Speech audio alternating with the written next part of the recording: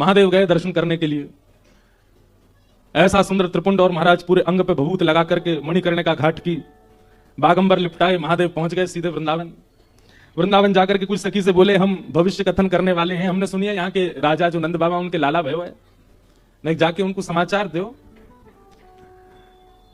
गोपी ने जाकर के कही, बोले मैया द्वार एक जोगी आयो दर्शन करवे और कह रहा है कि बहुत बड़ा ज्योतिषाचार्य है, लाला को भविष्य बताएगा। यशोदा मैया का स्वभाव है कि पहले जो भी आवे उसको पहले देख लेती है। कई जगह तो हमारे ब्रज के साहित्यों में ऐसा वर्णन है कि 6 महीने तक तो लाला को मुख ही नहीं दिखाया और मैया ने कोई है हृदय से लगाई रही। 6 महीना बाद जब ब्रजवासी रोने लगे, नंद बाबा से शिकायत करी, बोले देखो मैया कैसी, हम यहाँ नाच रहे हैं, उत्सव मना रहे हैं, मोहिना दिखावे लाला को, मिलवावे ना लालाते। तब नंद बाबा ने जाकर के यशोदा मैया से कही, तब अटारी पे जाके मैया ने केवल लाला के पाम दिखाए, चरण ते चद्दर हटाई, देख लो, मुख तब भी नहीं दिखाए। मैया अपने हृदय से लगाए घूमती है लाला को। गोपी ने आके कही, बोले बहुत बड़ा ज्योतिषी आयो है, लाला के काज गंडा बनवा लेंगे। मैया बोली पहले दिखाओ कौन है।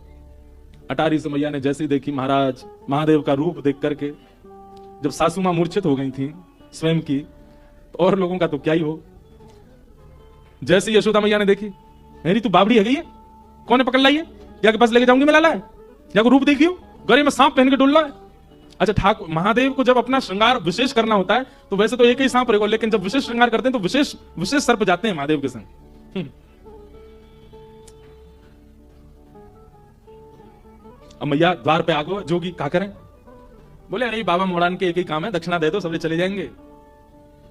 तो एक काम कर, बोले कहा सोने की थाल ला, वहां में रत्न जवाहरात सबरे भर के लिया और लाला की 7 बार ऐसे बेर के नजर उतार के बाबा हुए दिया, दिखेगा वो ना गोकुल में लेके चलो जाएगा इतने रत्नन ने, लाला ना दिखाऊंगी आपको।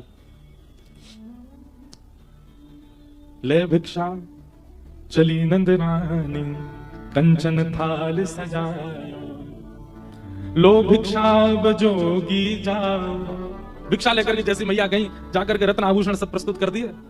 महादेव देख करके बोले मैया जी कहा लेके आई हो। बोले बाबा यही ले जाओ, ये दक्षिणा है हमारे लाला के, यहाँ आप आए, आप हमारे द्वार पे आए, आपको बार-बार प्रणाम करें, लो दक्षिणा लो, अब जाओ यहाँ से। मैया हमको ये सब नहीं चाहिए, हम तो तेरे लाला को दर्शन करने आए हैं।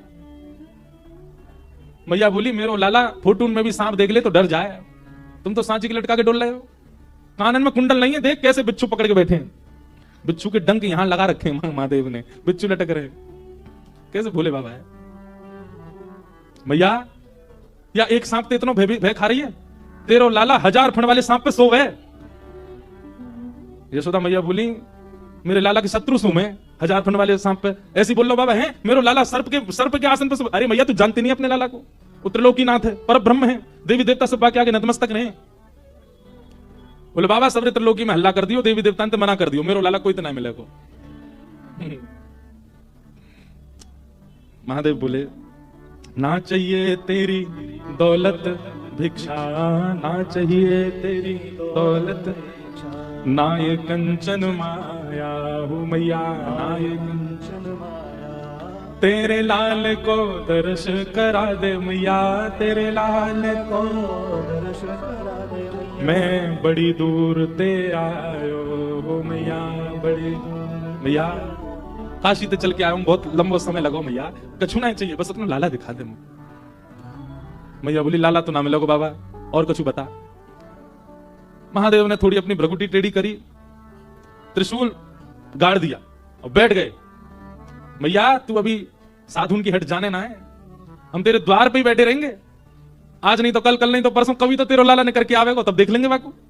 और ऐसी समाधि में जाऊंगा, ऐसी समाधि में जाऊंगा कि प्रलय भी मुंह को हिला नहीं पावेगा यहां से। और महादेव त्रिशूल गाड़ के वहीं बैठ गए और जैसे नेत्र बंद करने लगे, मैया बोली बाबा बाबा तब मैं बाद में जाइए, एक बात सुन ले। बोले कहा लाला मुंह को घर में बूढ़ो करना आ जाए, बाहर नहीं आवेगा, तू साधुन की हट कर रहा है, मैं त्रिया हट जानू, लाला को भीतर ही ब्याह कर दूंगी, भीतर ही बूढ़ो कर दूंगी, भीतर ही बालक है जाएंगे वाके, तो ही नहीं मिलाऊंगी, तू बैठ जाए यहां पे। महादेव के नेत्रों में आंसू आ गए। अरे भैया हम कोई हट नहीं करेंगे, हम चले जाएंगे, एक बार बस अपना लाला दिखा दे। बाबा तू जो मांगे वो सो दूंगी, लेकिन लाला नहीं दूंगी। महादेव के नेत्र सजल हो गए, 33 कोटि देवता आकाश से देख रहे हैं, सबके नेत्रों में अश्रुबिंद है। अरे यशोदा, सूरदास जी तो पद लिखते हैं, हे यशोदा मैया धर्म ही ते पायो, नीके राख यशोदा मैया नारायण घर आयो। अरे मैया तेने कौन से पुण्य किए, तेने कौन से ऐसे सत्कर्म किए, साक्षात नारायण तेरे लाला बन के आए। महादेव बोले मैया नहीं कराओगी दर्शन। यशोदा मैया बोली नहीं कराऊंगी, और कुछ चाहिए तो बता। महादेव दूर एक वृक्ष के नीचे जाकर के बैठ गए और नेत्र बंद करके, बंधु देखो क्या महादेव सर्वसामर्थ्यवान नहीं है? वे सब कर सकते हैं। उनके उनके आगे पीछे ऐसी ऐसी योगनी शक्तियां चलती हैं कि वो महादेव विचार करें वो प्रस्तुत होता है। पर ये जितनी भी शक्तियां हैं, जितनी भी योगनियां हैं, जितनी भी माया है, जितना भी ब्रह्मत्व है, इस सबकी बेड़ियां तोड़ के आगे जा सकता है। केवल प्रेम के आगे सब नतमस्तक हो जाते हैं। प्रेम से आगे कोई नहीं जा सकता। यशोदा मैया का प्रेम है, ब्रजवासियों का प्रेम है। हम आपको सत्य बता रहे हैं। ब्रजवासियों का प्रेम जो है ना, वो इतना प्रधान है कि उसके आगे योग, जप, तप, नियम, ये सब ना आप लोगों के लिए है, ये सब दुनियादारी के लिए। हम ब्रजवासियों के लिए कोई योग नहीं, कोई जप नहीं, कोई तप नहीं, कोई अनुष्ठान नहीं। हमारे लिए कुछ नहीं है। हमारे लिए केवल एक है, प्रेम, बस। वास्तव में प्रेम का उद्गम स्थल है वृंदावन, वहीं से ही प्रेम सब जगह जा रहा है। महादेव सर्वसामर्थ्यवान है, परंतु यशोदा के प्रेम के आगे नहीं है। महादेव ने नेत्र बंद किए, नेत्र बंद कर भीतर पौड़े भय लाला से बोले, बहुत बढ़िया ठाकुर जी, पौड़े रहो, आनंद करो आप तो। ठाकुर जी बोले, अरे महादेव आप पधारे, पर मैं क्या करूं, मैं तो मैया के बड़ो अधीन हूं। बोले, हाँ ठीक है, अधीन तो रहोगे, ठीक है, सब आपकी माया है भगवान, दर्शन नहीं कराओगे। आप चाह जाओ तो सब हो सकता है, पर आप चाहते नहीं है हमें दर्शन कराना। जब भाव विह्वल महादेव को देखा, ठाकुर जी रोक नहीं पाए, खूब जोर से रोने लगे। यशोदा मैया ने खूब शांत कराए, ठाकुर जी शांत नहीं हुए। गोपियां सब लिए खिलौना झुंझुना दिखा रही हैं, लेकिन ठाकुर जी शांति नहीं हो रहे। दूध पिला दियो, जल पिला दियो, ठाकुर जी को रोना बंद नहीं हो। नीलमणि लालमणि बन गए। रोते रोते ठाकुर जी लाल पड़ गए, गाल लाल है गए, महाराज माथो लाल पड़ गए। यशोदा मैया की घबराहट शुरू। तब ये गोपी बोली, मैया सुबह तो कोई आयो का घर पे, कोई की नजर लगी है का लाला को? बोले, नजर को तो कोई तो मिलवायो नहीं मैंने लाला, लेकिन सुबह तो एक जोगी बैठो द्वार पे। बोले, मैया मुझे दर्शन करा लाला को। मैया बोली, मैया बस भाई जोगी नहीं, कोई तंत्र मंत्र कियो बाहर थे। बोले, मैया तू अपनी गोद में ले जा लाला है, लेकिन वह जोगी को दर्शन करा दे। मैया ने जोगी बुलवाए भीतर। महादेव बैठे हैं बिल्कुल अपने ध्यान में। तुरंत गोपी आई और गोपी आकर बोली, अरे बाबा चलो, यशोदा मैया बुला रही हैं।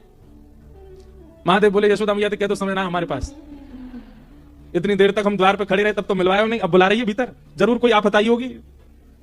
अरे बाबा तुम तो देखो कैसे सुंदर, कैसे भोरे हैं, कैसे तुम्हारा स्वरूप। बाबा खूब बढ़िया आतन की रोटी बना के पवावेगी यशोदा मैया, चलो भीतर। महादेव बोले, अब हमारी कुछ शर्तें हैं। पहले तो केवल दर्शन करना था, पर अब हमारी शर्त है। क्या? यशोदा का जो लाला है वो हमारी गोद में देना पड़ेगा। हमारी गोद में आएगा, हम उसको थोड़ी देर खिलाएंगे, थोड़ी देर उसके संग नृत्य करेंगे, थोड़ी देर जब आनंद हो जाएगा तब देके जाएंगे। पहले तो दर्शन में ही हम जा रहे थे दर्शन करके वापस, पर अब हमारे भाव बढ़ गए, अब हम गोदी में खिला के जाएंगे। मंजूर हो तो बता। मैया से जाके गई। मैया बोली, ज्यादा ज्यादा रात तक रोवेगो लाला, सुबह तो शांत ही जाएगो, गोद में नहीं दूंगी बाकी में। ठाकुर जी ने जैसे ये बात सुनी तो ठाकुर, जैसे बच्चे रोते रोते कभी सांस चली जाती है बच्चों की, ऐसी रोते रोते ठाकुर जी की सांस चली गई। अब तो सब देखें तो मुंह खुल रहा है, आंसू निकल रहे हैं, लेकिन आवाज नहीं आ रही ठाकुर जी की।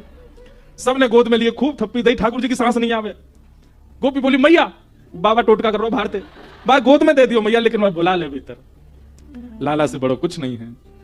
तुरंत कहीं बोले, बाबा जो कहोगे सो करेंगे। बोले, अब हम गोद से भी ऊपर हमारी भाव बढ़ गए। बोले, अब क्या भाव है आपका? बोले, मैया से कहो अपने द्वार पे ही हमारा स्थान बनवा दे, और जब जब यहाँ को लाला निकलेगा तब तब देखेंगे। अब इतने में काम नहीं चलेगा। यशोदा मैया सब में राजी है गई। सूरदास जी महाराज वर्णन कर रहे हैं, महादेव भीतर गए हैं नंद भवन में। पंचवेर परिक्रमा करके, पंचवेर परिक्रमा करके 5 बार तो पहले परिक्रमा करी महादेव ने। नेत्र थोड़े थोड़े लाल हैं। आहा, 5 बार परिक्रमा करके अपनी दोनों भुजाएं आगे करी हैं। जैसे ही सुकोमल श्री ठाकुर जी, सांस रुक गई है, मोह लाल पड़ गया है, नेत्रंते आंसू गिर रहे हैं। जैसे ही महादेव की गोद में गए और महादेव ने गोद में लेकर के जैसे ही अपने अंक में भर के महादेव ने ठाकुर जी को देखा, ठाकुर जी की सांस वांस सब आ गई। धीमे धीमे लाल मणि नील मणि कहने लगे, नेत्र खुल गए। और महादेव के इस रूप को देख करके, जैसे बालक के सामने कुछ विचित्र वस्तु दे दो तो वो टकटकी लगा के देखता है, ऐसे ही ठाकुर जी महादेव को देख रहे हैं। महादेव बार बार ठाकुर जी के श्री चरणों को अपने शीश लगा रहे हैं, नेत्रों से प्रेमाश्रु भर रहे हैं, ठाकुर जी को गोद में लेकर नृत्य कर रहे हैं। और जैसे किसी बालक को खिलाते हैं तो बालक किलकारियां मारता है, ऐसे ही महादेव बार बार जब जब ठाकुर जी की ओर देखते हैं तब तब ठाकुर जी किलकारी मार करके हंसते हैं। पंचबेर परिक्रमा करके, और ठाकुर जी को प्रसन्न करने के लिए अपनी श्रृंगी निकारी श्रृंगी नाद बजाए। सूरदास बलिहारी या पे, सूरदास बलिहारी या पे। हरिहर के इस मिलन को देख करके, हरि छोटे हैं और हर बड़े, हरि बालक हैं और हर खिलाने वाले जोगी बन के आए हैं। इस रूप को देख करके सूरदास जी बलैया ले रहे हैं। सूरदास बलिहारी आपे, सूरदास बलिहारी आपे, अपनो भाग जगायो भोले। भाग महादेव ने तो दृष्टि मात्र से ठाकुर जी को प्रसन्न कर दिया। अब तो कभी ठाकुर जी उनकी जट्टा पकड़ लें, महादेव मुख पास करें तो उनकी नाक पकड़ लें, उनके गाल पकड़ लें, और ये दृश्य देख करके यशोदा मैया इतनी आनंद में भर गई। बोले बाबा अब कहीं मत जाओ, अब तो सदा के लिए आपको मेरी शपथ है, जब तक मेरो लाला या धराधाम पे या धराधाम को सुशोभित करे, आप मेरे लाला के संग ही रहो। महादेव आज्ञा देकर के गए, बोले मैया तुम्हारा लाला जहां जहां जाएगा अदृश्य रूप से मैं आके संग ही रहूंगा। हमारे ब्रज में जहां भी श्री कृष्ण ने लीला की है, हर स्थान पर महादेव का एक मंदिर विराजमान है, हर जगह महादेव संग ही हैं, समस्त लीलाओं में ठाकुर जी साथ में हैं। नमः पार्वती पते हर हर। वृंदावन में गोपेश्वर, नंदगाम में नंदीश्वर, और मथुरा में भूतेश्वर, गोवर्धन में चकलेश्वर, सब जगह महादेव विराजमान है। ऐसे महादेव ठाकुर जी के प्रति प्रेम प्रकट कर रहे हैं। उस प्रेम भाव को हम वंदन करते हैं, नमन करते हैं। पूतना नाम की राक्षसी, कंस ने उसको भेजा है, जाओ 84 कोस में मेरे शत्रु कृष्ण को ढूंढो और उसका वध करो। पूतना ने अपना रूप बदला, अत्यंत सुंदरी बनकर के 84 कोस में जन्म लेने वाले जितने भी बच्चे हैं सबके घर जाती है और उन बालकों को गोद में लेके अपना पयोधर पान कराती है। कालकूट विष पीते ही बालक मर जाते हैं। ऐसे करते करते पूतना जैसी गोकुल पहुंची, कहते हैं पूतना इतनी सुंदर बन के आई कि सब उसके रूप को देखने लगे। भजन में सबसे पहले बाधा के रूप में पूतना ही आती है। पूतना माने अविद्या, पूतना माने अज्ञान। भजन में किसी भी साधक के भजन में सबसे पहले उसके भजन को नष्ट करने के लिए पूतना आती है, अविद्या और अज्ञान के रूप में। अज्ञान किसे कहते हैं? आप भगवत भजन करते हैं, आप कथा श्रवण करते हैं, आप ठाकुर जी की सेवा करते हैं और उसके बावजूद भी आपका विश्वास अपसगुनों पर है, यह एक प्रकार का अज्ञान है। आपने कथा कराई, अब कथा जिस दिन विश्राम हुई उसी दिन शाम कोई ऐसी घटना हो गई या परिवार में या आपके व्यापार में, तो आपके मन में क्या है? कथा कराई थी तब से ही हो रहा है। यह एक प्रकार का अज्ञान है। आप भक्ति के मार्ग पर हैं और उस भक्ति मार्ग पर चलने के बाद कोई घटना घटती है तो आप घटना का आरोप भक्ति पर लगा रहे हैं, यह अज्ञान है।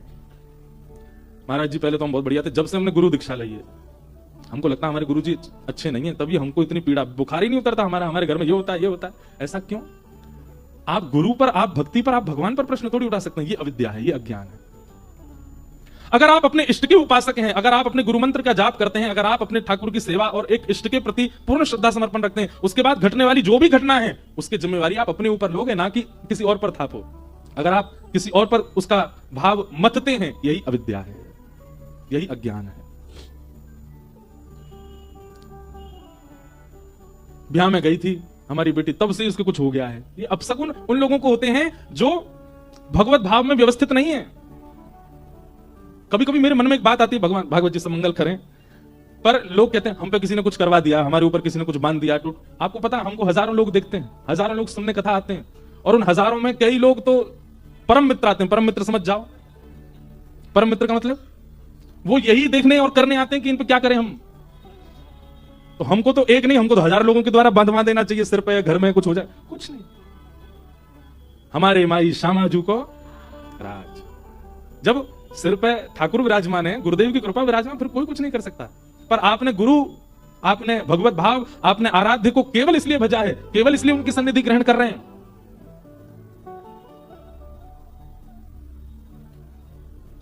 कि आपका कुछ भला हो, बस आपके सब चीज बढ़िया बनी रहे, तो फिर अपशकुन का अनुभव होगा और आप उन्हीं पे ही थोपोगे। जब से हम वृंदावन गए तब से कुछ हो रहा है, जब से हम काशी गए तब से कुछ हो रहा है।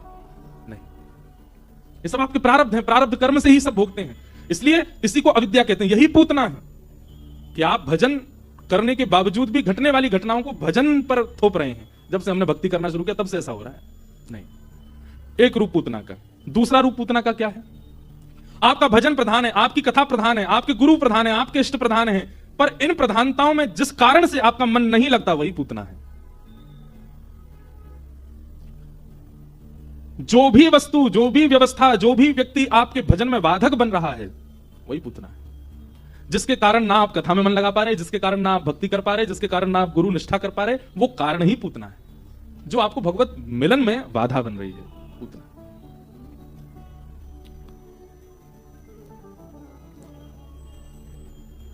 पूतना आई, और पूतना ने आते सब ब्रजवासियों को अपनी ओर मोहित कर लिया। सब उसके रूप पर, सब उसके भाव पर मोहित होते चले गए। हम बहुत देर से मेरा मन भटक रहा है, मना करो बस, ऐसे विराजने लाल जी।